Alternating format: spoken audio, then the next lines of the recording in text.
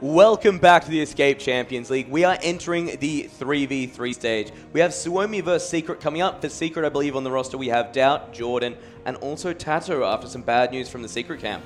Yeah, Viper apparently is ill at the moment, so he is resting up and not here to play games, unfortunately. So, no substitutions possible for Team Secret.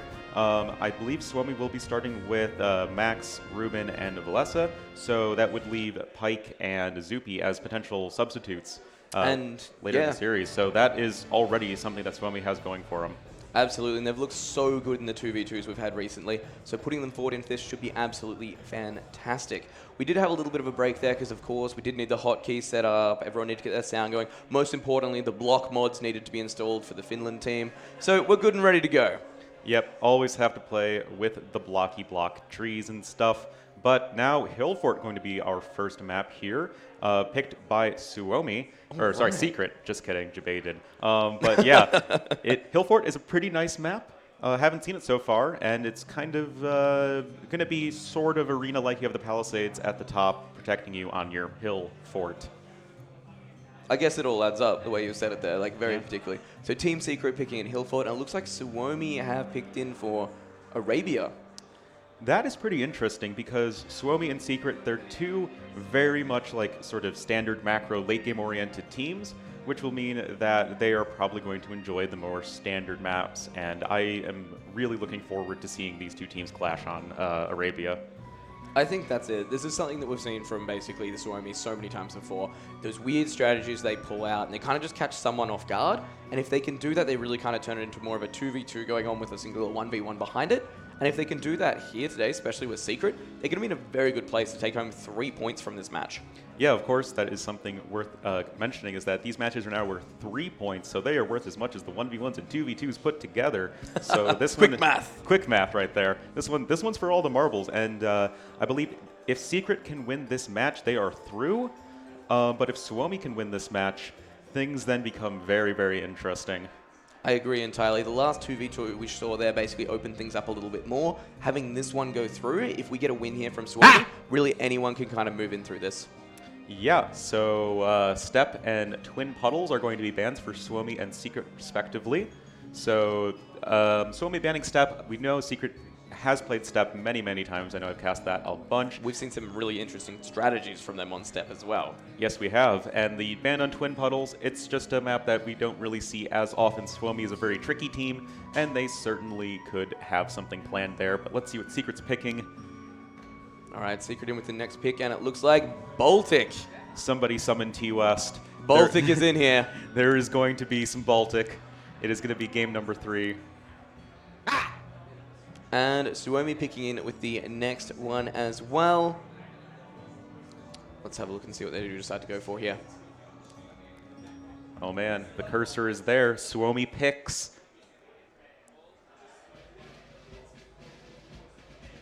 It's a mystery, and it will always be a mystery.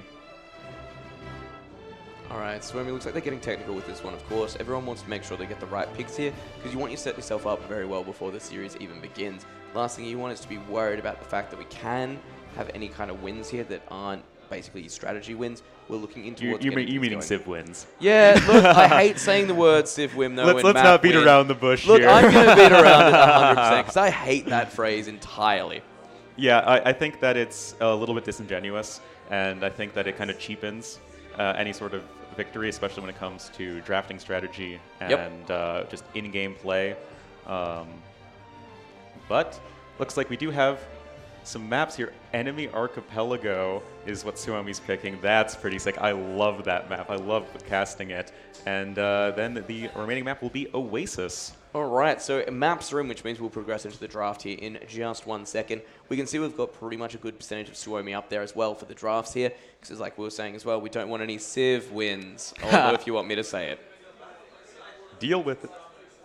But yeah, we should be getting into the Civ draft here shortly. We're going to have a lot of Civs to draft, so we're going to hopefully be blazing through this one. We'll see how it goes. Hopefully we get in there relatively quickly and we can see exactly what's going on. Kind of get a little bit of prediction in terms of what's going on. And honestly, I'm kind of hoping for a couple of weird picks that really mix the basket up a bit. Well, I think that's kind of necessary, right? I mean, With 3v3s, you have a lot of civs you need to pick, so you're going to have to, pick some of the lower tier civs, for lack of a better word. But, the fact that you need to use these civs means you have the opportunity to use some perhaps unorthodox strategies, which we know that Suomi, at least, is very much capable of doing. We've seen them both do a fantastic job across all the tournaments. We've seen some ridiculous plays from Step. We've seen Rubenstock go down with, what was it, like the triple douche, TC douche? Oh, yeah. Yeah, it just never ends. Exactly. There's anything could happen in these games, guys. Literally anything at all. And I think that's what I'm excited for here. So when we just do something stupidly dumb and for it to work amazingly well. But, what the amazing thing about Suomi is they can do all the really weird stuff, but, eventually the game's going to settle down. You're going to get to a normal game of Age of Empires, and then their late game, team coordination and just strategy and long-term planning is just so sick. We saw that in the Scandinavia game last night, that real long one at the very end, and it really was pretty incredible how they were able to pull that off. It's been just absolutely amazing games throughout the entire tournament, but when you spend an entire year making sure you track down the best teams in the world, I feel like that's going to happen a bit, which is fantastic. Oh yeah, certainly. So guess we're just waiting on the Civ draft right now. Best of 5 here. I think that there's 2 water maps, which is certainly a little bit more watery than normal, a little watered down of a map pool, you could say. But then you have your very, very standard land maps, the 2 more defensive ones, Hillfort and Oasis, and then Arabia, which of course can go very long. I think there's a decent possibility we are going to be here for a long time. I agree. If anything from the last day and a half has taught us anything, it's going to be the fact that these games, even when it is a 3-0, it's not a decisive 3-0. They could go all the way out from there. Oh yeah, the only true winner in these series is ever Prismata. All right, and it looks like the first thing we're going to have to really look into here, just while we're waiting for the draft to begin, Hillfort, Arabia, Baltic, the maps that are going to have to definitely be played. So people are going to be hunting for civs for these ones entirely. If you get ahead, always a good idea. Behind that as well, like you said, we've got Emi Arqualijo and then Oasis coming in as well. So those are kind of the 2 where, look, we're probably going to get to that stage, but I guess draft for the maps first and then kind of figure it out, right? Yeah, I was actually talking with Nili after the cast and the AM players, and it seemed like Secret in the last series kind of drafted for the last map on Team Islands because they had 3 water civs, and I think you really do have to make sure you focus on the beginning maps, the first 3 maps, Hillfort, Arabia, Baltic, they're always being played no matter what. Make sure you have good civs going into those. Absolutely. It's one of those things where I believe we saw this in one of the drafts, so I think it might have been one the first game on day 1. We had to get to 2 maps remaining. We had Mayans and Britons both remaining, and their opponent just had Goths. Yeah. So it was pretty much whatever you want to do. I'm not worried about getting psyched out here and not picking Goths. It's going to be Goths. Oh, hey, civs. There we go. All right. Secret. Pick number 1 in with the Mayans. Yeah, it's been interesting for Mayans because I might be misremembering, but I don't think they have won a single game this tournament. And if they have, they've maybe won 1. It's a terrible win rate. I know. I think you're absolutely correct. I was just replaying all the games in my head just to make sure. And that's the thing. Even in the last game we saw there, in essentially the 2v2s, we saw Doubt just got absolutely stomped. The composition just didn't make the cut. Yeah, and Frank's going to be picked as well. Pretty much your standard cavalry civ. Most likely, I think, going to see them on Arabia, where you're just going to want the most sort of streamlined game plan possible. And Franks are all about a very streamlined game plan. That's it. Not exactly too much going on with them. Just get the knights, make it work. Oh, yeah. And it's, max pocket paladins, let's go. Remember, something that we did not mention is that there are civ position picks, I believe. Yes, they are. That is actually a huge difference. So we could be seeing some max paladins in the pocket. Britain's, that's it. Of course, going to be the eternal partner, BFF of the Franks, with those archers on the flank. Just make it work. So we've got Franks and Britons there in for Suomi. Secret, Mayans already in pick, and we're about to see another one from them now, and Spanish. Yes, just as much as the Franks love the Britons, the Mayans love the Spanish. I'm loving these historical combos here, but obviously Spanish. We could see them on several maps. I'm thinking either it's going to be the first map, Hillfort, or the last map, Oasis. Those are the 2 most closed off maps. So you have 1, the most ability to get to conquistadors, and 2, it's most likely where trade could be the deciding factor. Absolutely, and Vikings coming down after that as well. Obviously, eco bonus behind them. Not exactly great at getting a foothold on the water, but once it's there, they do have the option, of course, to really push that. Yeah, most likely I think going to be on Baltic there, and because you can pick who has Vikings in the pocket, I think that can just be such a big difference maker, knowing that you don't have to roll Vikings on flank and then die because you don't have fire galleys. Yeah, just kind of figure out as you go. But with this, like you said, we can kind of dedicate a little bit more of that. I guess the strategy behind it can be a lot more confined. Yeah, which I know I really appreciate, and I know the teams certainly very appreciate. You can sort of build more specific strategies. You don't kind of have to go with the civs that work on both flank and pocket. You can actually sort of specialize even further. Japanese Malay coming in here for Suomi, Baltic, Enemy Archipelago. I mean, they're just two good water civs, and you'll just pick them on some of those maps. Well, that's it. They can just work it in wherever. And Hun's coming down as well. Great utility. Civ can be used anywhere. Nice and quick to get aggressive, and at the same time can go into that late game. And Italians as well. Yep, Italians, again, we're very likely going to be seeing them on Baltic or Enemy Archipelago. Personally, I think I prefer them a little bit more on Baltic just because that is the more aggressive, more water-heavy map. Huns are Huns. Well, Huns are Huns, man. I think that was the line, isn't it? Yeah. Our beloved caster Memb. Huns, they can work anywhere. Probably going to play them on Arabia, use them as the counterpart to Franks. We see Franks and Huns, the two most popular cavalry civs. Ethiopians now coming in here for Suomi. Again, just another good archer civ. Well, that's it. Solid archer civ, decent up timings, should be absolutely fine. Yeah, and on flank, if the game goes long, they have an amazing late game with those torsion engine siege weapons. Very true. They can make some spicy moments.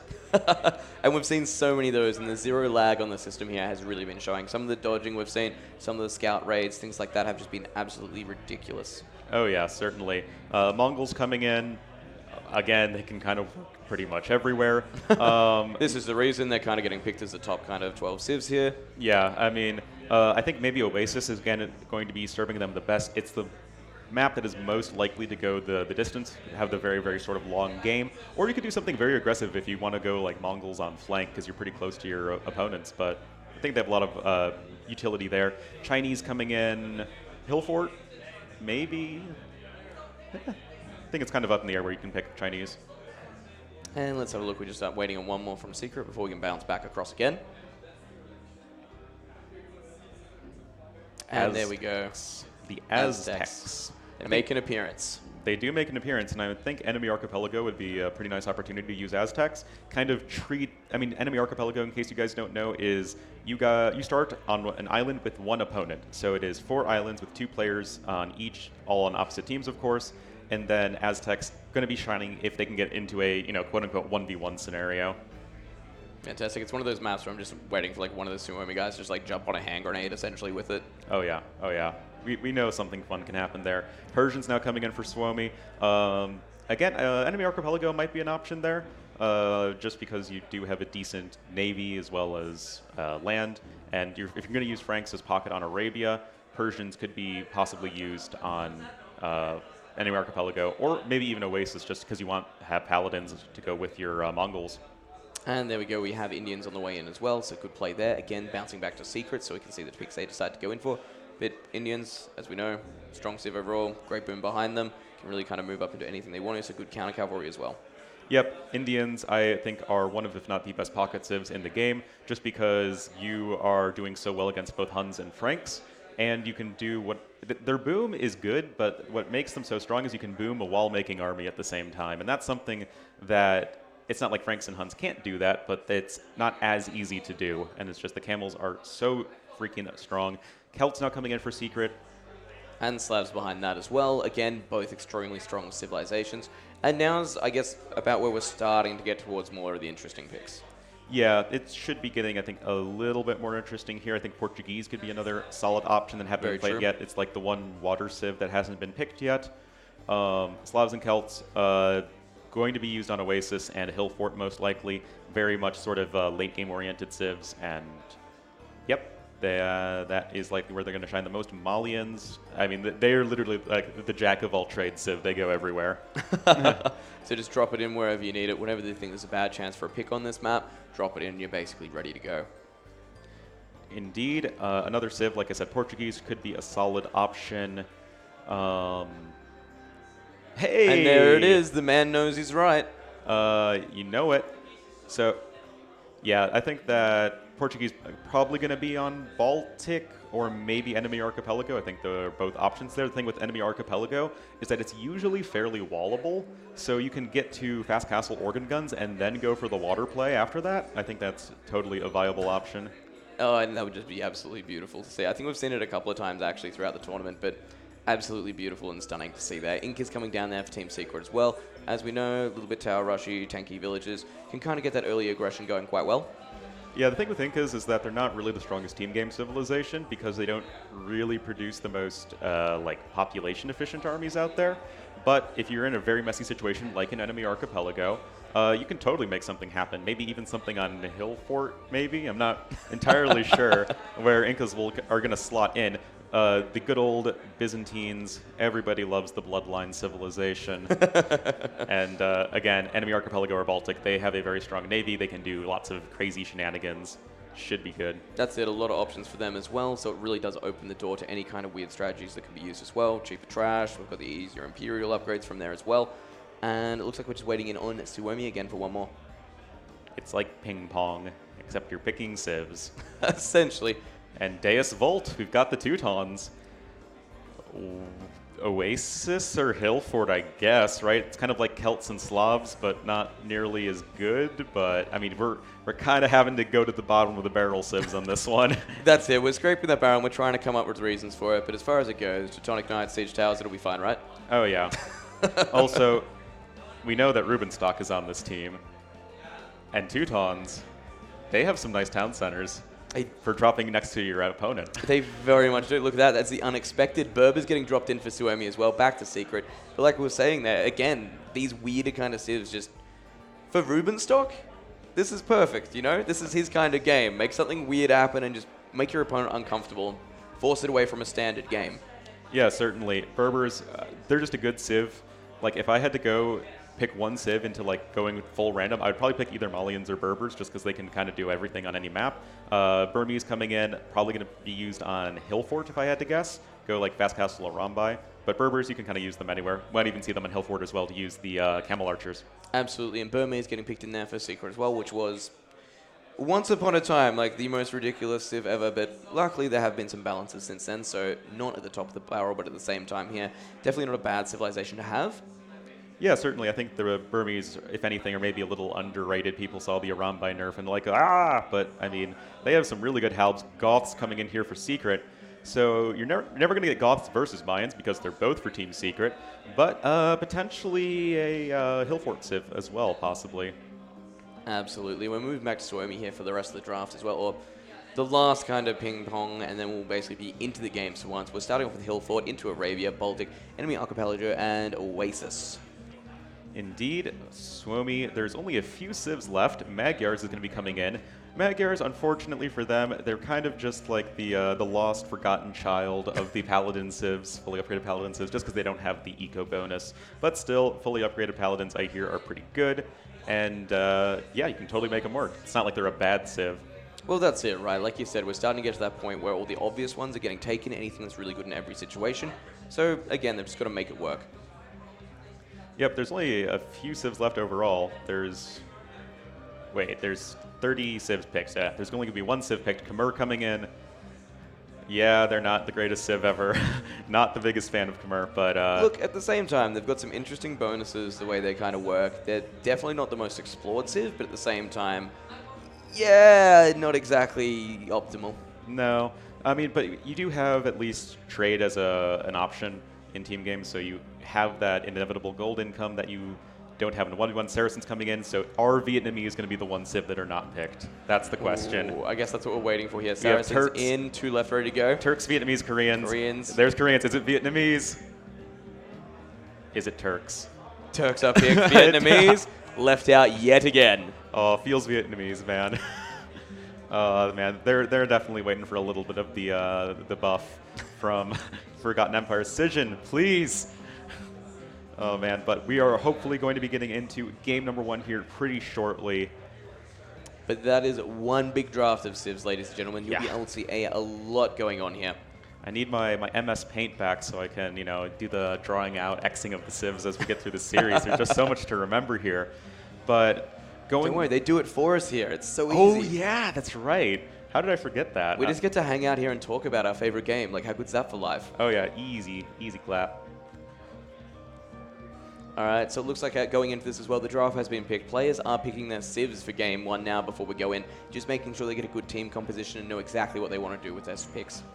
Yeah, so looking at those civ picks for game number 1, Hillfort, now that we have the full draft before us, we can kind of see what is going to be the best.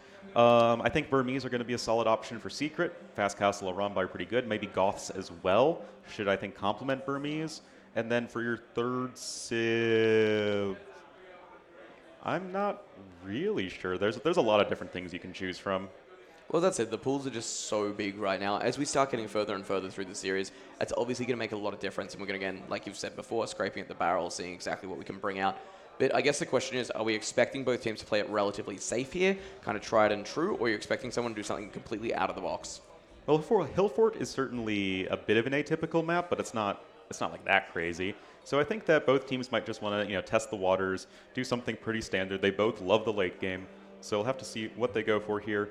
For Suomi, I'm thinking Berbers would be a pretty good option. Turks might even be a good option here, and then fill it out with whatever civ you want. Obviously, you have just under half of the civs at your disposal, so I think there's certainly a lot that can be going down here. I'm excited. That's all I have to say. Every game I've seen here has been just absolutely phenomenal. No one's had an exact lead. There's been just so little decisiveness between so many of the games that it's one of those things where this series kind of, like we said earlier on, is going to set us up for exactly what we can expect from the rest of the tournament. Because I think if Secret get this one, they're pretty safe, right? If they get the game? Or the win, yeah. Oh, yeah, then they're going to be looking pretty good. Then going into Arabia, they're always going to feel comfortable on that. But honestly, the same goes, it could be said for Suomi. If they can win Hillfort and then, feel confident then going into Arabia, Baltic, I think, is probably still going to be Secret favored. But yeah, I think that this one does actually have the potential to go the distance. Absolutely. So we're just waiting on those picks at the moment. Looks like the teams are still discussing between themselves. So we'll be into the game in hopefully just a minute or two here. Players trying to figure out. You can see the team coordination going on. We've even got the coach up there from Suomi as well. No player left behind. Yeah, I think Ruben's playing, right? It's not Zupi. Zupi's just hanging. Just hanging with his beautiful mustache. It is so beautiful. Well, look, it looks like he's settled into the seat, though. Have we seen like a last-minute substitution here?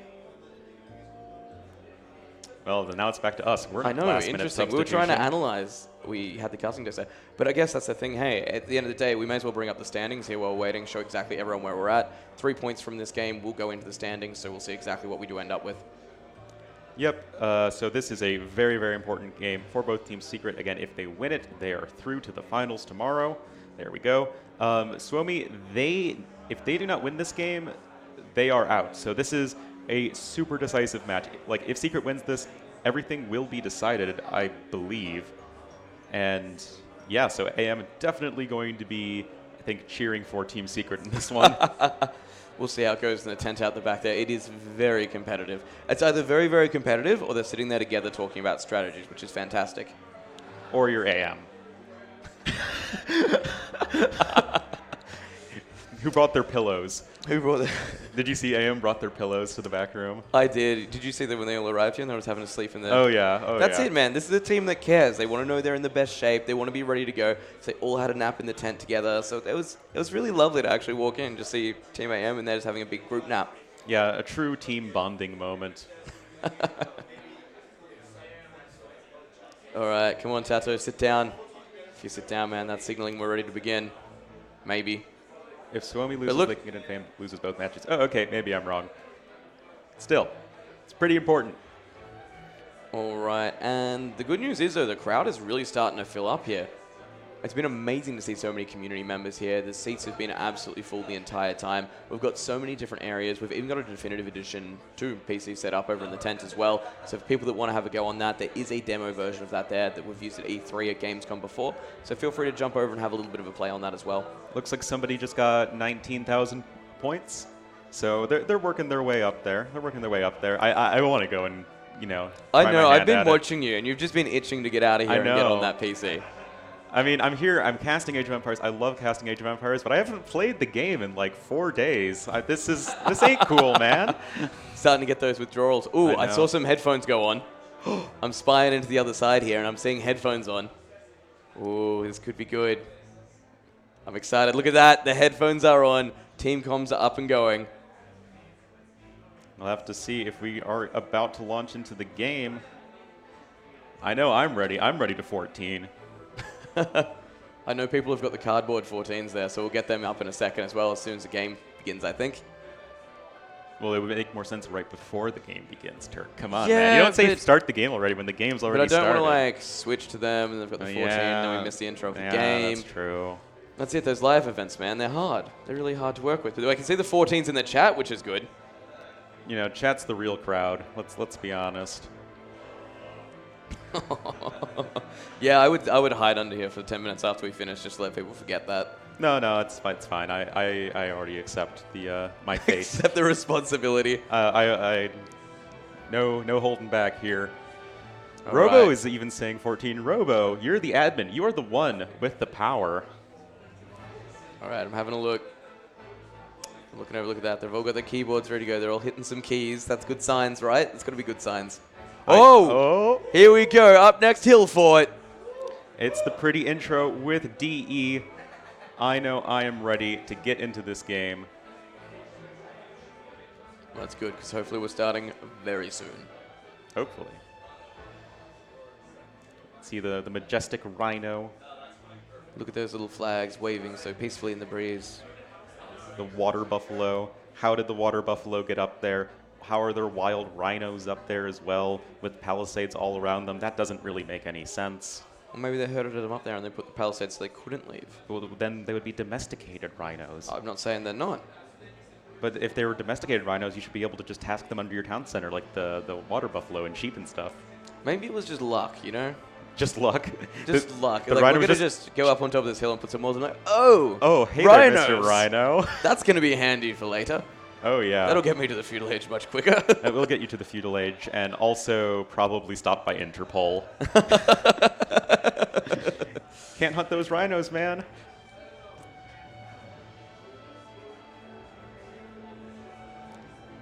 They're greening up now. So we're just about ready to go, ladies and gentlemen. First of the 3v3s. Remember, these are worth 3 points for the overall standing, so a lot of this could be decided in this match. Yeah, and it is going to be super important for both of these teams. Everything is going to be on the line. They all want to be playing tomorrow. They all want a chance for that nice little trophy there. And yeah, I am ready to go. Oh, man. We're just waiting on that start game button. Who is the host, man?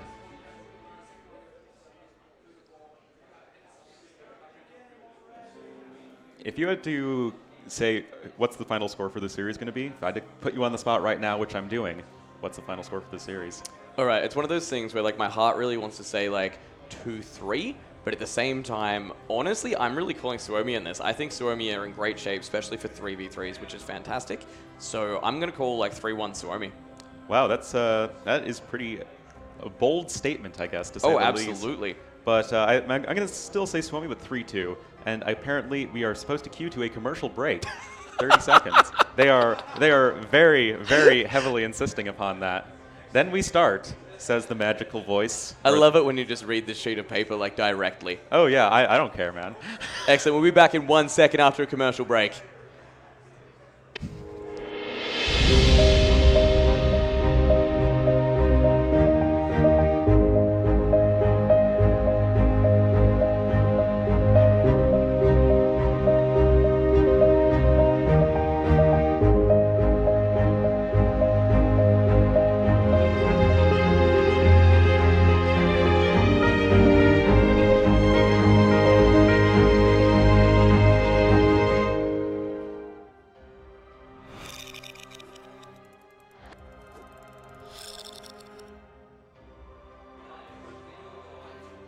Hello again. It's us, your beloved casters. But looks like we are actually going to be getting into the game finally. Guys have been waiting. I know it's been a little bit of a wait, but I am excited. This should be really good. Getting into game number 1 here between Suomi and Secret, 3v3. Let's go, starting with Team Suomi here. To the west of the map, we have the Max. The crowd goes crazy, by the way. They are ready for this. This is super hype. Next will be the Cyan Persians on the right flank. Valesa, Green Indians in the pocket. And, of course, Zupi going to be the Blue Turks on the north flank. Remember, this is a sort of team hill fort, so everybody's all bunched together. And looking towards the east side of the map, in the red, we do have Tato playing as the Mayans. In the purple, we have Jordan, 23, playing as the Burmese. And just down to the bottom there, we do have Doubt playing in the yellow as the Slavs. All right, this is going to be, I think, a really close and interesting match. You see a lot of very powerful civs, but none of the super top tier civs picked for Suomi, interestingly. Not that any of these civs are even close to bad, but you don't really see any of like their very early picks. I mean, Turks and Persians not as high on the list, whereas you see Secret bringing out the Mayans right away. Slavs, again, another super powerful civilization. Something I think we have to remember on this map, lots and lots of slinging possible. Absolutely. I'm just looking at like the little hills we've got here right now. Now, I know you're probably the person to ask for this, Orno. Do you see a difference between when it comes to this straight rectangle like we have here from Secret, and then we kind of look down over towards Suomi, how they've got this kind of a little bit of a... I don't even know what shape to call this, in all honesty. Do you think that someone has an advantage just judging on the way the spawn is? I guess it's a little bit easier to defend each other if your team's Secret, but it's kind of hard to tell. But Suomi might have a bit more like surface area or like space to work with. It's kind of hard to say. I don't think it should make too much of a difference, but it is, I think, going to be perhaps a little bit easier to potentially raid Suomi. I'm just trying to see if we can get an idea of how many forests are up here as well, but it looks pretty similar. Yeah, of course. I don't think we're going to see a resource advantage for anyone as well. Yeah, of course, the thing with Hill Fort is that you are on top of the hill. The hill does not have all of the resources in the world. You do have to go down into the jungle, go find yourself some extra wood, gold, space even can be a very important concern. So this is going to be all very raidable here at the back of these teams' bases, and also, of course, where trade is going to be established if the game goes long, but it's, I think, fairly likely to do that. And looking as well, we've got the Max pushing in some deer under his TC, and we've got Valese looking at mostly just a water buffer and moving out to hunt the deer there as well, spawning quite close to the town center, which is good for him. Yep, you do have plenty of herdables and huntables. Everyone just going to be pushing those in.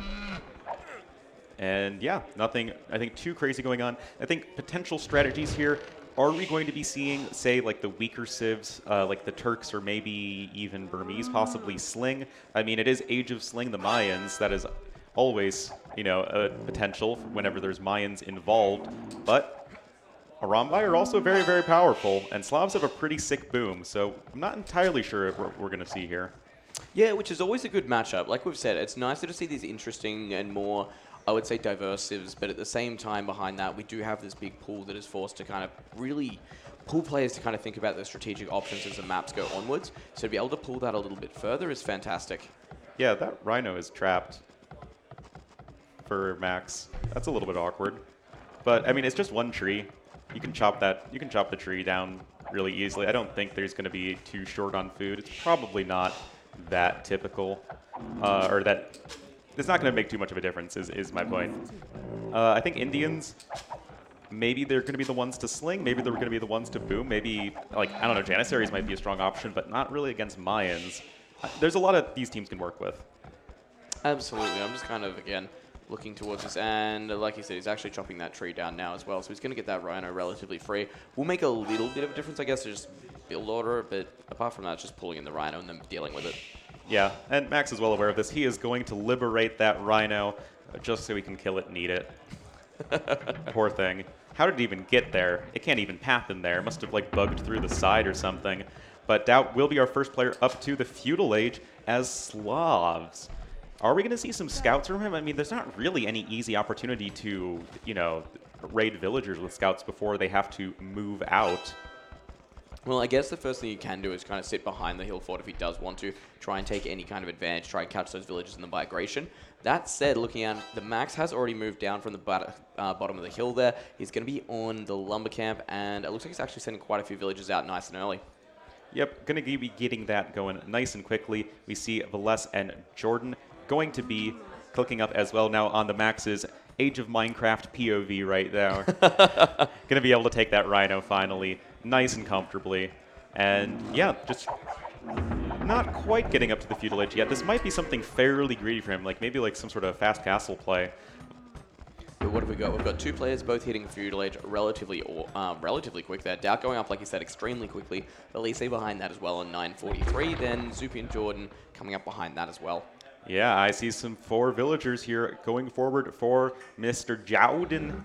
And, well, Burmese certainly can open with a pretty strong tower rush. I always like it when the Burmese can add in their +1 attack men-at-arms, and that is exactly what Jordan is going to be doing. Burmese men-at-arm plus tower play is really terrifying to deal with, but Velez also going to be having those militia men-at-arms at his disposal. So we'll have to see how much Jordan can get done right here. I think it will likely be transitioned into Sling, though. So with this kind of player style here, we've got the villagers moving out across the map. Are we expecting them to use the man-at-arms and the towers and to open a hole? We've got Doubt as Slavs already going up into scouts. Jordan opens a hole, then we see the scouts start to rain in. Yep, that is going to be the game plan here for Team Secret. Double Spearmen queued up, though, by Velez. They have to imagine that at least some amount of scouts are coming forward, and they just need any amount of military they can get. But the thing for Secret is they are attacking uphill, potentially going to get a little bit of damage onto the scout of Velez, but he already has some infantry here. Men-at-arms upgrade on the way. First tower coming in here for Jordan. And look at that, Jordan trying to get towards the top of the hill there with those militia. Will force the scout away relatively quickly. However, Jordan coming in with man-at-arms, like you've said, going to make this a little bit of a harder fight, and Velez coming in with that as well. Tower defensively coming in for our green player, Velez. Tower coming in number 2 for Jordan. But I think the tower of Velez should go up without too much of a problem, and that could be a little bit of a disaster for Jordan's aggressive plans. And here we go. Jordan going to eventually get that tower up. Doubt, what are you doing? Have you started streaming those scouts across the map? He has indeed. So Doubt will be here to reinforce as well, but they need that hole, like you were saying. They do, and they have not found it. They have to attack uphill. It doesn't really matter as much if you have the +1 attack, if you just can't find any damage. First tower goes up, but it does almost nothing in terms of resources denied. Max not even quite up to the feudal age just yet. He's being so greedy. He has 1,000 food, 500 gold banked up. I have no idea what he's doing, but it probably involves making a lot of TCs and then villagers and then paladins. That's it. Just keep making them and you'll get there eventually. They're forcing the stone walls out of Zupi there as well, so we'll be able to continually reinforce this one. Tower just not up quickly enough for Jordan, so he can't push those villagers away, and at the same time, Zupi even putting up a defensive tower as well. Yeah, I'm a little bit surprised that he didn't focus the gate as much. I guess trying to wall the behind the palisades as much as possible, but I think Jordan will very likely find a little bit of way through. Villager at such low HP, 1 HP was that villager. This villager trying to dodge the arrows as much as possible, but importantly, Zupi will get the tower completed. And again, Jordan really not finding all the damage in the world. I'm just having a look here, trying to see exactly what Out's doing with his scouts, because we know he had them in the map. He's looking around. He's trying to bust in just towards the top of Zupi there as well. Obviously, Zupi's already spent his stone on the single tower that he's got there. Gate will come down behind it, though, to try and get some extra stability. Yep, Zupi does have, of course, the stone pretty close here. Heard 1 unit died. I think that is one of Zupi's. Oh, yes, a villager was lost to the Tower of Jordan. That's not super ideal. Max Castle Age going to be coming in 1537. That is going to be quite nice for him. Bloodlines on the way. You know it's some paladin, or not paladin yet, but, you know. Soon to be paladins. You can only get so hyped for Max Paladins. And then we've got Tato behind this as well. It looks like he's going to be in at 15:06, so relatively quick from him. Just went for a market blacksmith behind this, and looks like Jordan's tower is slowly being dealt with there. Indeed, I don't believe there has been any sling just yet. Jordan still no market or anything like that. Tato, guess what? He's going fast castle plumes. Who would have thought? No way. Not with Mayans. And again, Jordan just trying to find some point of entry here. However, look at this. We've got Zupi going down with another tower. He was smart enough to take stone right next to his town center. Didn't really take too much commitment from him, but at the same time, he's going to be able to continue defending these walls and, I guess, buying time for the max. Yeah, and that's really all that Suomi needs to do right now. Market actually now even coming in for the max. I'm not sure what that's going to be about. Even getting a heavy plow right away. He is just ready to go full-on boom mode. Wow. That is pretty interesting. Doubt now just clicking up as well. Unlike the Max, who just went for a very greedy opening, Doubt did add these scouts. Have not really gotten anything done. 0 kills, 0 deaths for Doubt, which is not that great when you've already invested. Oh, what is that? You know, around 500-ish food into army, something like that. That's it. A couple of scouts from Doubt aren't really going to be able to stand up to these knights as well. Like you've already said, the Max dropping down a secondary town center on top of his gold mine there, so he cannot really start to get his boom on. Tato doing the exact same thing. However, Tato going a little bit less safe and deciding to throw it down just on the wood lines outside the hills. Yep, Jordan does appear to be retreating with these villagers. Tato building the castle at the front. There's the market from Jordan. Considering his resources are still quite low, I would have to imagine that he's going to be going for a sling. I see no reason why he would not. Tato just grabbing wheelbarrow, going to be adding an extra TC on the left. Everyone kind of forced to go off of the hill fort area eventually. And again, just look at this. All of Jordan's aggression being taken down so quickly here. I just made it so easy for his opponents there to really just kind of boom up, sit with the Max there, and again, the Max throwing down a third town center in the back as well. Indeed. I'm kind of curious because is this going to be a double sling onto the Max? That would be that could be very quick game ending. So I'm seeing the market from both players here. At the same time, how much resource they got in the bank. Doesn't look like they're looking for castle. Yeah, I don't think so. I'm pretty sure we would have seen the resources tributed, though, if there was anything slung. Here we go. We've got the Max has received 2.1k already. Elise and Zupi have already sent 1.1k and 1.5. Oh, okay. Yeah, then I guess I'm just blind. But Doubt going to be in the Castle Age with some town centers coming on in, and they're going to try and keep up with the Max's flood of knights here. Already have bloodlines and +1/+1, and they are going to be pretty hard to stop with just plumed archers. I mean, it's going to be pretty tricky, I think. And there's the magical sound. That's the tribute to Tato now. So it looks like we are going to be seeing... Was Doubt planning on doing a sling as well? He does have a market up as well. Have we got any... Tato's only just received his first sling. The Max already at 2.7k resources received. Tato at 200.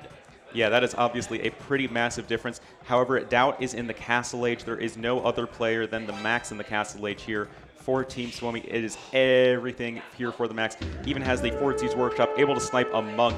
He wants to do something happen. When you're getting double sling, you just really have to go as aggressive as humanly possible, because Doubt, he's trying to boom up, is trying to catch up in that eco department. In Tato, it's all about slowly massing up enough plumed archers, but that's going to take a little while. This is actually really, really smart from Team Suomi. I'm loving this. Put the Turks in, use them as a dedicated sling, get them out of the way nice and early, use that gold bonus that they've kind of got so you can push forward. And at the same time, Doubt's getting some monks out, really trying to get some survives here, but the quick walls do not go down quick enough, and it looks like that was just some bad luck on the conversions there. Yeah, that was just some unfortunate conversion RNG for Doubt. Knight's not really getting a ton done so far, though. Mangonel even maneuvering a little bit to the right, maybe going to try and attack these two exposed town centers from the high ground. That is certainly a possibility here. Over on the left side, Tato with castle number 2 coming up fairly quickly. Of course, he is being slung. So that's going to be really important because, again, it's all about just massing up as many plumed archers as humanly possible. Max, though, still going to be at the 3 TC Persian boom behind this, and this is far from over from Suomi. Absolutely. Looking here at the resources slung again, we've already got the Max receiving 3.8k towards the 2.2k of Tato. Jordan has sent 1.7, Doubt only 500 at this stage. Yeah, of course, that is what you are going to be getting because, of course, Jordan went for the aggressive play to start things off. Neither Zupi nor Valles did that for themselves. Looks like Random Knight is going to end up dying. But yeah, Max is not really getting anything done just yet. He's taking quite a bit of map control, I guess, is a big thing. He's got stables coming up towards the back. He's already got the Fort Siege Workshop, so he's applying a little bit of pressure here where he can, but at the same time, could catch some villages here from Jordan transitioning to wood if he's lucky. But at the same time, Tato's got those castles down. His plumed archer numbers are growing behind this as well. Yeah, and I believe Doubt is going to be slinging as well at this point. I did see him tribute some resources over to Tato, so it is full-on double sling versus double sling. This might as well just be a 1v1, but with the one dude having a ton of extra resources. 1v1 turbo. 1v1 turbo, I guess, indeed. So Mayans versus Persians, though, that I feel could be a little bit of a problem for Mayans. I mean, Persians just have a way meatier army. it's going to be all about snowballing in an early imp, I think, as Tato clicking up at a brisk 23-29. Ooh, it's nice. It's very nice. If you can get the upgrades behind these plumes, start applying some kind of pressure there. Like you were saying, the Knights are going to be a good bulk to get the +2 damage versus archers as well, so going to help them out there. But at the same time, it's going to be one of those things. It's going to come down to the mass. Who can get the most units out, who can play the most efficiently with them. Oh, Jordan still being a little bit annoying, managing to snipe possibly even a couple villagers right here, just with his starting men-at-arms, which is always kind of fun. But on the other side, another monk is going to bite the dust as they're picked off by Knights. Oh, make that another one. It did look like it got a conversion, though. +1/+2 already in here for the max. And oh man, this is going to be pretty crazy pretty soon as Tato is eking closer and closer to Imp, double the army of Max already. I am loving the play on the east side of the map though. We've got extra stables coming down, we've got siege workshops coming down. The Max is going to be able to, as soon as he's ready to start then ramping that production up, he's going to be able to absolutely flood. But like you said, look at these plumed archers just moving around the back now. They're just going to be able to harass, get them off these wood lines, and their mobility plus range is going to make them absolutely brutal to deal with. Certainly, but the Mangonel is coming in here for the Max. I love the forward stables. Everything is just about piling on as much pressure as possible. Remember that Doubt is going to have a much stronger sling. He can research coinage, I believe, in Castle Age. And, you know, obviously it just has a way better eco to sling Tato. So you really just want to make sure you're applying as much pressure as possible. Knight's about to be fully upgraded, and the Max is still about to click up to Imperial Age. But it's just all about trying to mitigate this damage. The men-at-arms from Jordan still managing to find a few more kills before dying. They're making it absolutely worth it, backed up by the plumes there as well. Looking at the other side of the map, we do have the Mangonel pressure here at the moment against Doubt as well. Needs to find a way to deal with this. Had a couple of spears out in play, but like you were saying, the Knights at +2/+2 at this point in time. They can stack up against the spears super easy, and the stables just continually keep getting dropped down. Yeah, a little over 2 more minutes later to the Imperial Age will be the Max, but remember, the Knights are just a way better unit, you know, pound for pound, than are the Plumed Archers. Yes, there are way more numbers for Tato, but he's going to need to, you know, mix in some Halberdiers, I think, fairly soon. He's prepping the, no, not prepping the barracks, getting an archery range for Thumb Ring, but his window is going to be very short here. He still can make it work, though. Absolutely, looking at this at the moment, they've just got to stop as much of this pressure as they can from the Max. We've already got the Plumed Archers moved out across the map over towards Suomi, that they are getting cleaned up by these Knights. Yeah, I think you don't really want to segment your Plumed Archers if you are Tato. They are going to be at their best when they're all clumped up together. There is now a ton in the middle, looking like they intercepted some reinforcing Knights. That is always going to be very nice here for Tato, but Max still trying to find some damage with these Knights, and he's getting at least a little bit in. Oh yeah, the town center is getting stunned in terms of production. The Mangonel actually got a couple of snipes before it went down as well, which is quite good. Managed to apply some pressure to the town center, but like you said, right now the conversions on there and just the town centers themselves really mediating as much of that damage as possible. Tato, like you said, he's got the barracks up, he's got the archery range behind that as well. Thumb Ring coming down now, chemistry behind this as well, so he is really looking to get those Plumed Archers as beefy as possible, and he needs to find some damage. He definitely does. Plumed Archers will pick off the one forward villager, so that is pretty nice. But Knights, they can just queue themselves into the stable, and Plumed Archers are super bad at, you know, killing buildings. No obsidian arrows for them.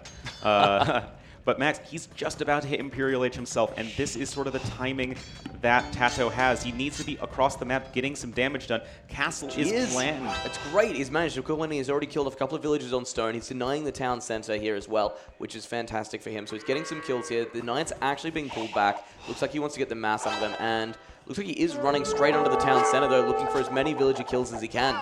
And he'll certainly get some, at the very least. Plumed Archer's nearly fully upgraded. Just going to get Ring Archer and then, of course, the Elite upgrade. But Max walling in behind. Tato's Plumed Archers are a little bit stuck right now. The Palisade walls are very flimsy, but they might just be able to buy enough time. And all of these Plumed Archers very likely going to be cleaned up by the Max. It doesn't matter that they're Castle Age Knights. They're going to be cleaning up all these Plumed Archers, but Tato taking this position here at the front.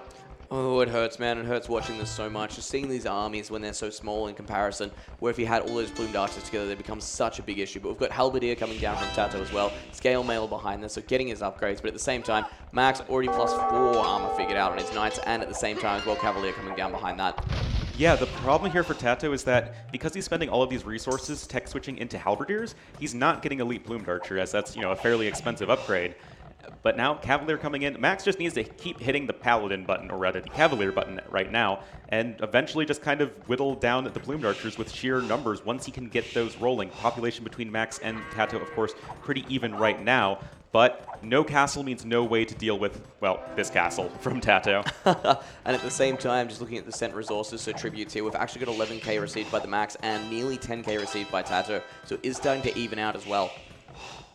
Yep, I see some random pinging from Jowden in the back as Zoopy. Wait, why is Zoopy here? What are you doing here, How my man? is Zoopy here? What? What? It looks like he's just building random outposts. So is Jordan. Oh, the quick walls. Jowden's back, baby. Oh, man. Love these walls here from Zoopy, though. Absolutely. Looks like the big walls are going to come up because eventually, should this game go super long term, they are going to need to start thinking about trade there and kind of just looking at these corner to corner here. I don't know. And then there you go, looking at the corner. We've already got the trade starting to get dropped down for the Max. If everyone does remember the 2v2 we had last night, it was a trade transition having it so early that really gave them the win versus Aftermath. The transition, they kind of lost a little of the center ground as they moved into that one, but Paladin on the way from the Max already as well. And Elite Plumed Archer coming in for Tato almost at the same time. But yes, Tato, he does have double the military right now, but Max has the stronger eco, and eventually those Paladins are going to be way better than the Plumed Archers. It's about this timing right now, and, well, Tato's trying to hit it as best he can. Elite Plumed Archer and these bad boys are fully upgraded. Trebuchet now coming in. Zoopy, his poor little feudal age town, doesn't really stand much of a chance.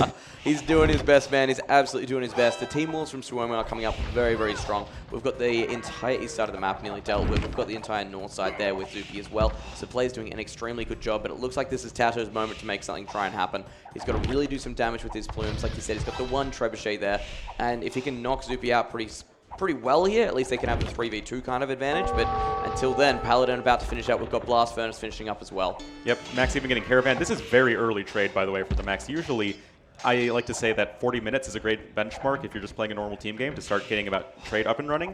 But Max already with markets, already with Caravan, already with trade coming in. This is going to be so well set up for Max in the long run. But right now, he is over half, the military population behind Tato right now. Halberdier's now in as well. Paladin not in yet. Max needs more time.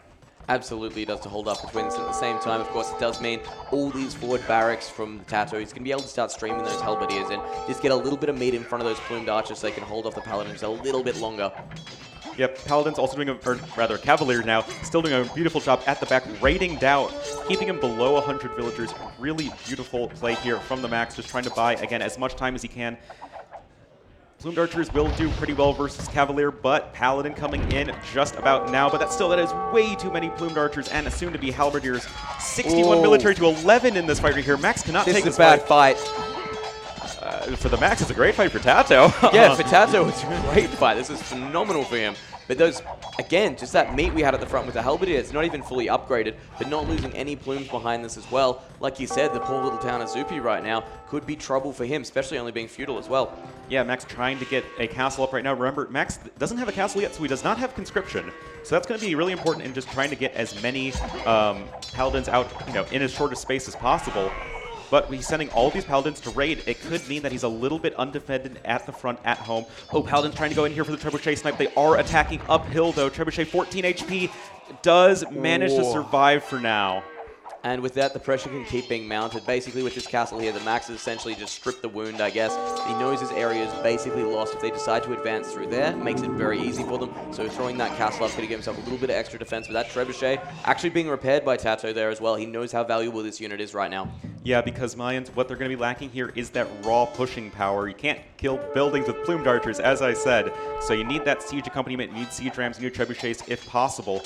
Right now, the trebuchets is all that Tato has going for him. Trying to loop around with these plumed archers, but it's going to be kind of tricky to get damage done. On the other side of the map, we've got more villagers going forward for the Max as well. Looks like he wants to ramp up his production over here. Just have to be very careful these plumed archers from Tato don't actually head them off. Yeah, it is very important. Also, Zoopy walling in resources to the north of the map because why not? And it's really preventing any trade from getting established anywhere soon for Team Secret. 7 trade cards to 0 already for Team Suomi. This is looking very good for Suomi if they can kind of hold this push here from Tato, which, look, that's the question now, isn't it? If they can hold the push, if the Halberdiers can break down the plumed archers behind it, the trebuchets can be taken out, they are going to be in a absolutely phenomenal position. The team wall's already up, the trade's already started, as if you've said, such early trade as well, so the transition for them should be extremely easy. Yeah, like Tato's army is really scary right now. It's probably scarier than the Max's, but he's at 200 pop. You can only have 200 pop in this game unless you're Goths. But still, Trebuchets are going to go down. Max is creeping closer and closer to that maximum pop limit himself. Tato trying to get some rating in right now, but a few plumed archers can just be picked off by a few paladins. This long-term is looking way better for Suomi. I love their long-term game plan. I agree entirely. We've got Tato up in the top east side there. He's starting to lose off a couple of plumed archers. He's down in the back. The paladins, again, just swarming around so quickly towards the stone mines we've got there from Zupi. So it makes it so hard for him to keep his numbers up here. And like you said, the paladins, in smaller numbers, they just absolutely cut through them like butter. Oh yeah, and well, all the plumed archers now getting cleaned up here. Tato with a few more units forward. Remember, guys, you can actually wall the shallows area with docks. So it is possible to do that, although, of course, a little bit trickier. Max, though, castle coming in on the right, and all these walls from earlier really going to be paying off here for Suomi, rather, as their trade is just getting more and more established, and that will be very, very important. Although not for Tato right now, because he has 3k gold in the bank. All right, let's have a look overall at the team pops here, which is probably the more interesting factor to me right now. We've got Persians, so the max at 200. We've got Indians, which is going to be released at 80, and Zupi only at 46. Looking towards Team Secret, we've got Tato at 176, Jordan at 75, but Doubt up to 110. Tato really needs to get back to popped out. At the same time, if they can hold off, Doubt and Jordan are in a little bit of a better position here. Yeah, Doubt is up on his way to the Imperial Age as well, so the slinging of Tato is seemingly complete. There's really not a whole lot more you need to sling, as the plumed archers are, basically free at this point, and Tato has at least a decent enough economy of his own. But his pop is not looking so hot right now, and yeah, it's just a matter of Max grouping up all these paladins and then smashing Tato, I feel. That's exactly it. If the main force here of Tato is taken out, it's basically just going to open the entire map up to raiding. Map control from there will exactly be towards Suomi. And again, just looking at the bases over here, once they're in, there's not a lot there to stop them. Yeah, I just checked, and the Paladin and Plumed Archer numbers were identical, and that is not great for Tato. Yes, he has these Halberdiers as well, and that gives him the larger army count, but I mean, it's just you're lacking that population efficiency. It looks like Doubt is going to be trying to switch into Halbs of his own. That might just be the exact, thing that they need to deal with just all of the Paladins here from the Max. At the same time, the Max realizing he's popped out. Tato is not making a huge push, sending some Paladins to go raiding as well. So over in the back, we've got Jordan and Doubt both having some trouble up against this. They don't really have anything there to deal with it. A couple of monks there from Doubt trying to get the converts, but at the same time, it's an absolute massacre in the back. Oh, the poor villagers, man. Doubt, once again, most likely going to dip to below 100. Doubt doesn't even have Bodkin Arrow, so yeah, the Paladins are taking next to 0 damage. But huge push here from Tato at the one area, essentially, that is not walled. Max is going to need something of a defense to this. Paladins are at home, but I don't think there are quite enough of them. This could be a really close, important fight. All right, let's have a look here. Of course, keeping the Halbs towards the front here. Wants to use them as a meat shield. Keep those plumed archers alive for as long as possible. Behind this as well. Here we go. It looks like we're getting the engagement. Big engagement happening. Way more HP here for the Paladin player, obviously, but the Halbs just deal so much damage. Plumed archers with a very fast fire rate from the back, but is it enough meat?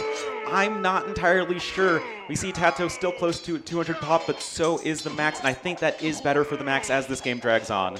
Absolutely, he's pushed him away. That was Tato's point here to make a staging ground, and he just could not find it. The Max doing an absolutely phenomenal job at just keeping Tato out of their business, making sure his allies are safe, and giving the ability again to someone like Zupi to reboom. Max did lose a few Paladins in the front, I think, rather sloppily, but still, with a pretty good population count, is essentially pop-capped 12 Paladins at a time. 4 trade carts as well. Again, I just love this long-term planning from Suomi. Even at Castle coming up here on the far right side, this is such good, tactical play here from Suomi. Just the map knowledge here is fantastic, which is what we've been witnessing. Again, the raiding in the back here for Team Secret, or against Team Secret, I should say, is just absolutely brutal. None of them can keep any of their villages busy because the Paladins, man, they're just dealing with absolutely everything. At the same time, another large engagement going here down. We've seen Tato return with a few more Halberdiers, but at the same time is fighting uphill. Oh man, Paladins really critically taking that uphill engagement whenever possible. A few units coming into support from the back here for Tato, but it is just so hard to be population efficient as Mayans, even if you don't need as many villagers. And the Max is just at such a strong economy right now. It is 25 trade to 0 right now in favor of Suomi. Valessa also finding a way to cook up to Imperial Age. Look at the gold count there for both Vassalon players as well. We've got the Max already on over a K. We've got Tato approaching 2,000. Apart from that, though, a lot of the resources are starting to get quite low here. And like you said, trade already being open for Suomi makes it such an easier time for them to transition into late game. Yeah, I think Secret's falling apart. There's just a huge raid that's being unanswered here at the back of the base of Doubt.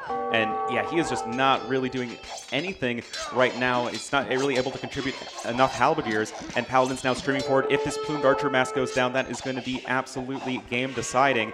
And it's still 0 trade for Team Secret right now. Literally 0 trade cards. Look at this. It's just Zupi's made things so hard. He's put walls down wherever he can. Jordan's trying to wall off the side of the map now at the moment as well. But at the same time, how do you get trade up when there's just Paladins raiding your economy in the back there? You can't stay to trade route through that. You definitely can't, or if you do, it's a bad decision. It's not going to be so great for you. But Tato still does have the population. He's still at the front. The Max is getting guard tower because he is, physically forced to do that upgrade every single game he plays. And Paladins, though, they're still going to be more than enough to chew through these Plumed Archers. Oh, it is just so brutal. We've got Melise coming up into Imperial as well. Zupi's making it to Castle Age. He's ready to join the fight. Zupi is ready to play Age of Empires too. But Max is forced back for the time being. Tato's army is so cheap, and he still does have enough resources for the time being. It is really much going to be Tato on a clock, though, because they just do not have any sort of long-term success plan. And looking over towards the top here as well, we do have Doubt coming down with a castle in their economy. He's trying to find a way to stop all this raiding because there's just so many stables over there for the Max at the moment. So throwing down that castle may be a good option for him. But again, the Paladins just getting on top of Tato's army and making it so hard. Trying to get those Halberdiers to the front there just so we can have at least some kind of efficient trading going on. And the unit numbers at the moment, Tato's still popped, but the Max starting to plummet a little bit, but behind that as well, Tato goes down as well as the engagement begins to finish off. Well, Tato is going to be able to replace that because he has 30 Plumed Archers queued up and 15 Halberdiers. So yeah, that'll do it. He can make a lot of units, and the Max's army is obviously significantly more expensive. But again, it's all about biding your time. Guess what? Tato just now ran out of gold. Here we go. Let's have a look again at the slung resources here. I'm really interested to see exactly how much people have come in. We've seen... Oh, wow. The Max has received 19k resources, but believe it or not, Tato has received 26,000. He's actually overtaken in terms of the amount of received resources. Yeah, well, of course, remember, Zupi did, die. Pretty much die, yeah, essentially. So it's not too surprising that Tato has received more sling. But now we have Valessa entering the game. He is going to play Age of Empires 2, and it's going to be making some Indian fully upgraded heavy cav archers, which should do pretty well here, I think. And I'm just waiting for Doubt to try and clean up all this raiding. It looks like he might have his first chance to actually begin getting into the game here. At the same time, though, we did have Zupi move up to Castle Age. It's the trade now. The trade is the thing that we're worried about. If Tato can't make something happen here, the trade's just going to kick in, and that's where the gold count's really going to start starting the game. Oh yeah, there's just very little gold available here for Team Secret, and now it's a huge run-by attempted for Tato, but it is just not doing anything. There are so many Paladins and now heavy cav archers joining the party. This is looking really, really rough here for Team Secret. Even the Age of Gates attempt here from Zupi. Yay, Age of Gates. Everyone loves Gates. Just kidding. And Not look Tato. at that, just some freebie units there for the Max, doing a great job of just finding every little advantage he can, taking that and then turning it against his opponent. I will say, though, Tato's done a great job taking map control in the center here with these castles. He's managed to isolate a lot more of the gold spots, but at the same time here, he needs to find a way to stop this push coming in against. He's doing a good job moving out across the map against his opponent, but the Max has just spotted the castle coming down, but he may not have enough units here to deal with this. He may not, but the heavy cav archers at the back are going to be so nice in dealing with these Halberdiers. But Tato's army is so huge. He has 115 military right now. Oh, man, that is still just not quite enough units here for our Cyan player. He's also starting to get trebbed down by Doubt, who has a ton of Halberdiers here on the right side. Is Secret going to try and make this comeback happen? Absolutely, totally possible here. Like I was saying, that castle came down from Doubt, so he solidified his opponent. And I guess the big thing to kind of take away behind this, like we were saying, Melise did get hit pretty hard. Zupi got hit phenomenally hard. And Doubt did just get a little bit of booming in the background as well there. Despite the fact he was sitting out and getting the raiding done, he is in a little bit of a better position here. Jordan and I guess Zupi is a little bit of a different story, but at the same time, let's see what they can kind of pull out of the hat.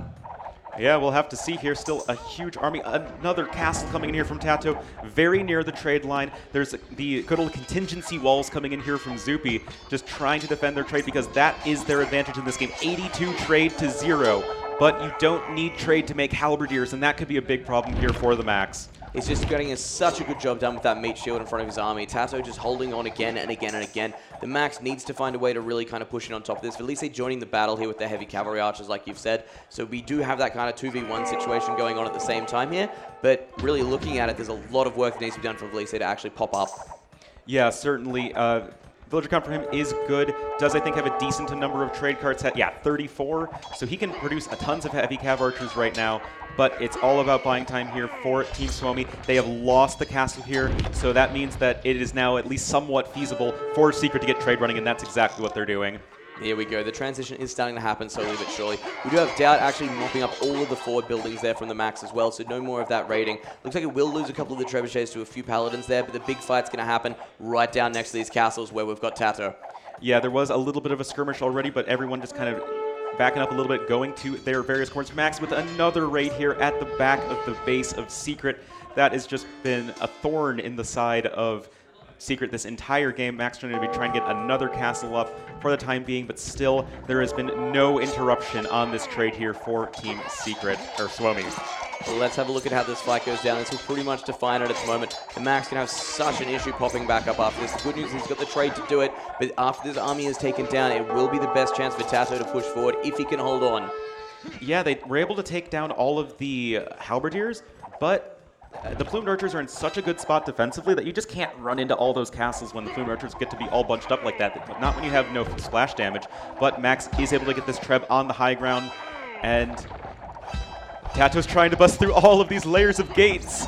He's getting there slowly but surely. We've got siege rams in play here for the Max as well, trying to soak up that damage, push all these production buildings away as well, stop Tato's reinforcement being so quick. Yeah, siege rams also just soaking up so much arrow fire from these plumed archers. Castle now looking to be in a bit of a rough spot. Tato doesn't care. He's going to build another one. Why not? Oh, man, but the more siege that is being added here for Suomi, the more I like their situation. Cav archers now fully upgraded here for Velesa. That is going to be exactly what they need, I think, just to help deal with all of these halberdiers. Doubt finally starting to move out across the map as well now, throwing up some extra barracks. This will be a two-prong attack soon. This will no longer be a 1v2 in Tato, so we'll see exactly how much you can add here. But at the same time, siege rams just getting pulled further and further forward, but are the numbers going to be enough? Oh man, Doubt's trying to go for some forward barracks, but those will be mopped up by these nice heavy cav archers from Velesa. Stone walls still completely annoying the hell out of Secret here in the north. They just still have not been able to get trade up and running. It's 5 trade units to 101 in favor of Suomi. Oh man, this is the last stand here from Tato here to the west. Exactly, he's got a little bit of resource in the bank there, but not really enough to replan this too far. If the siege rams just keep coming, they're eventually going to mop up those buildings, and as such, we will see the overrun from Team Suomi. Yeah, but Jordan's clicking up to Imp. Jordan's back to playing Age of Empires. Oh man, Drushina also finished here for Doubt. Halb's trying to clean up the TC on the right of the Max. The trade cards are just waiting for markets to trade with. They're just waiting, man, but the siege rams, they are not giving Secret any time to work with whatsoever. There is still a huge army here for Tato. Both he and Doubt are at max pop, but it is not looking good for them. Eventually, this is getting slowly and slowly but whittled down. The siege rams are starting to do the damage versus the castles, and they're just spawning in from the siege workshops just a hair away. So they are just continuing to push in with them, soak up so much damage, and again, just take out these production buildings. Yeah, but there are still a lot of plumed archers, but the thing is, these heavy cav archers are providing a ton of supporting fire from the back. Yes, this is a beautiful spot for Tato, but he is just all alone, isolated on this hill to the west. The trade was never breached here for Suomi. Supi did such a great job defending there, and now the castles are going down here for Tato, and this might be the killing blow for Team Secret. Tato just cannot hold on. We've got Doubt on the other side of the map trying to make a play here. He's managed to clean up a lot of that forward like we were talking about earlier. He did get caught pretty heavily in the middle here. Didn't get the amount of barracks up he did want it, but all he's got really going on is Halberdier versus the heavy cavalry archer. Yeah, and of course the Halbs will eventually overrun the heavy cav archers, especially with Drushina, but it's also pretty easy for Velesa to switch into hand cannons if he needs to do that. And as you can see here on the left side, this last castle of Tato is going to go down, and that is going to be such a huge problem. Even the castle at the front for Tato under heavy fire. And with that, we've seen Secret pretty much pushed away from the Suomi base. It's their turn to turn this around. They have to get through the amount of castles that we've got there in the middle for Tato. He's done a great job securing the map, but at the same time, needs to get popped back up into his army there. He's got 115 military. He just needs to get it all together now and be ready to push this back.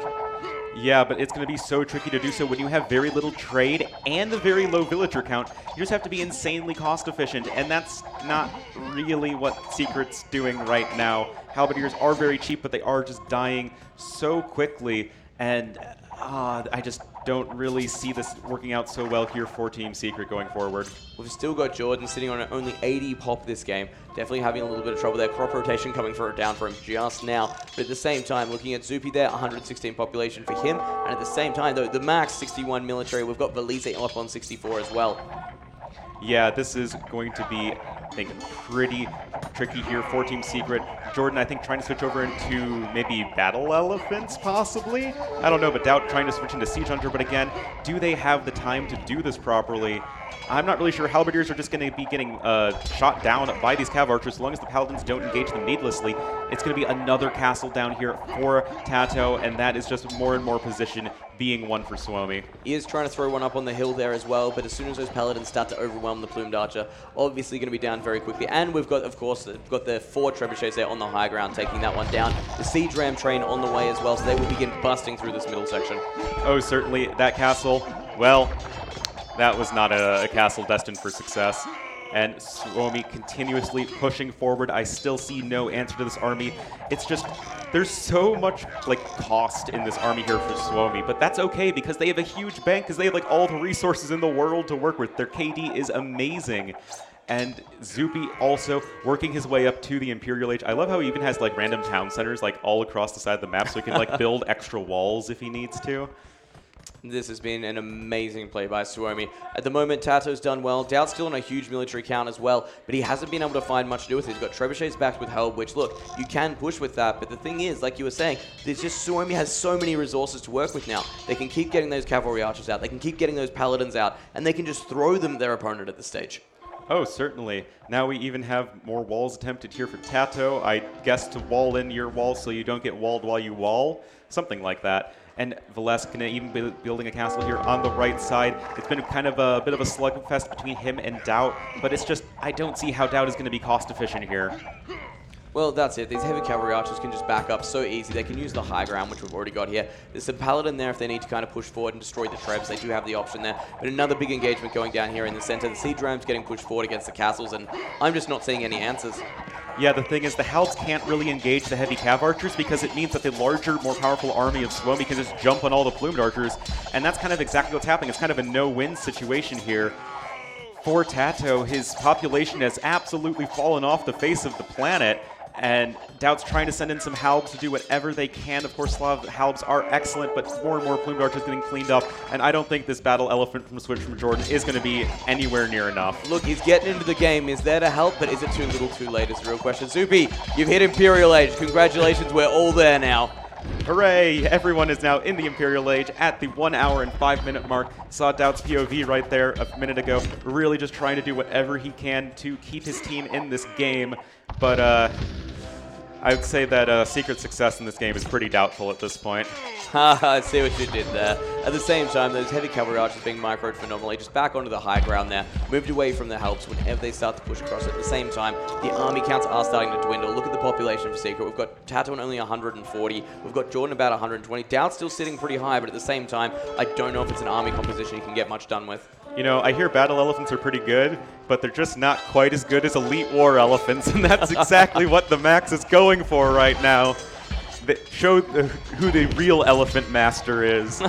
And yeah, if there's ever a unit that you want to be population efficient and close out a game, that is going to be the elite war elephant here for the Max. And another castle falling down here for Tato, just not at all what this team needs for Secret. I am seeing a lot of stables from Jordan, so he's about to pop up, he's about to get into the game here. He's got what he can on these guys, he's got Iron Casting just coming down now, but the Paladins, there's just so many there that they're ready to overwhelm him.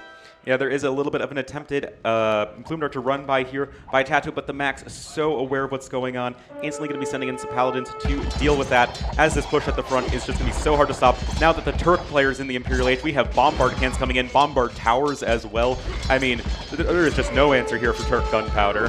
This has been a phenomenal transition by Suomi, getting every player into the match here. We've even got the Max starting to run through, getting some raiding on. We've got the heavy cavalry archers on the opposite side of the map, holding off Doubt by themselves. Doubt trying to get get involved here, trying to get the siege workshops up, but there's just not enough here for him to do it. No, there's not. There's even a bunch of towers in the trade line here for Team Suomi, which I really love. It makes the Plumed Archers a lot harder to make any sort of raiding happen, just because they're not nearly as tanky as Paladins, obviously. But yeah, you just see Secret falling further and further behind at just every single angle. They just don't seem to be able to catch a break, although a lot of Cav Archers might be dying here. Oh, there we go, straight on top of them. And managed to get a couple of hits in, but they are out of there, and it looks like they're just going raiding. Yes, they are 169 villagers here for Zupi. He is ready to make all of the upgrades happen. Artillery coming in as well. Bombard tower push could be absolutely huge. Look at the amount of cannons he's got on the front there. Literally 11 bombard cannons he's using to just absolutely rip these buildings down. Yeah, Max, even with a few trebuchets to help out some siege rams. Oh no, this is just... I don't see a way that Secret can come back in this. They're just holding at the moment. They're holding as best they can. Their trade is slowly getting up and running, but if you check the other side of the map, you can see exactly what we mean. The gold income is just huge in comparison. We've got Doubt only on 121, yet there isn't a single member of Suomi under 1,000. Yeah, that is just going to be so hard to deal with. I want to see some Elite War Elephants, though, Max. I want to see him, man. You got all the upgrades, and he's making them. It's time for some elephants, everybody. This has just been a phenomenal game plan by Suomi. Tato's push there, it just didn't do the damage it needed to. And at the same time, we've got the trade line here from Secret. They're doing their best to kind of hold in against all these castles. But at the same time, just look at it. The amount of bombard cannons here. Bombard towers reinforcing this as well. Zupi is just absolutely cutting through these buildings. Oh yeah, with Zupi coming in, I think that's just going to be the straw that broke the camel's back. Even though this time it will be the Imp Camel Civ winning, as GG is called, everybody. GG. Game number 1, it goes to Suomi on their way into the finals at this stage. There's a lot that else can go on, but you got your dream. We had the Elite War Elephants here, and we've got the flags there in this crowd as well. Oh yeah, all of these teams, all with huge fan followings. That was quite the game. Going to go switch over, actually, no, okay, we're going to look at the game, I guess. But yeah, going to be seeing that there is really nothing left here for Secret. They just never was able to get the gold income that they needed. And yeah, now we can go ahead and take a look at the achievements. Going to do just that. And at the same time here, we did have Mines versus Persians. Both teams did end up going for the double sling there. And at the end of the day, like you were saying, the big thing here is that the fact that the Mines just could not be cost effective when it came down to dealing with those Paladins. Well, cost-effective maybe, but population-efficient, I think, is the big problem. It was just never really able to get to that point. Almost a 2-to-1 KD here for the max. That is exactly what you want to be seeing. Veles also, even, I think, above a 2-to-1 kill-death ratio coming in at the end. What is going on? Yeah, just the sheer cost efficiency. Look at this trade profit difference here. There's, what, around a little under 5,000 trade for Secret, and I can't even count that high for Team Suomi. Like you were saying, it's really just been the fact that they were so prepared going into this matchup. They knew exactly what they wanted to do with this map. They executed perfectly. Tato nearly had them at a couple of stages there, but they pushed that back and just went straight into what they were planning. Yes, they did 171 villagers too for Zupi. Why not? And Turk, that was just game number 1. That's it. This is the best of 5 series. 3v3 the entire way through. We have a lot left to come. Oh, certainly we do. Hopefully, I like it. I'm going full MBL mode. That was a super long game. I'm just ready to go to game number 2 now. That's it, right? Come on, sit down and let's play. But looking at the civs that have been used here, we had the Persians, Indians, and Turks all used up to the same match there. Worked out extremely well for Suomi. Not even all their civilizations from the top draft as well. So they do have a lot to work with here. And at the same time, I guess Secret have lost out on Mayans, which is probably one of their top picks. And in fact, that is, you can see it on the screen. But from there, Slavs and Burmese gone as well. Yeah, and you can see that none of the civs used by Suomi were in their even top 6. So I think Suomi looking pretty good going forward here. Arabia, obviously, it's the most played map by a huge margin, and these teams are going to be super comfortable with it, and this could be another super intense, super high-level team game we could be seeing here. I think you're exactly right. As far as this goes, it's pretty much the bread and butter of the scene. So if you don't know how to play Arabia, you don't know how to make it competitive, you really struggle to make it this far. So seeing players that are able to kind of get the Arabia thing going on, do the 3v3, or if it's going to turn into the 3 1v1s. And I think that's the big thing we have to look out for here. And because if it does turn into kind of 3 1v1s, I would say I do lean a little bit more towards Secret. However, if Suomi can make this into a proper team game, that's where they really make things a little bit harder for Secret.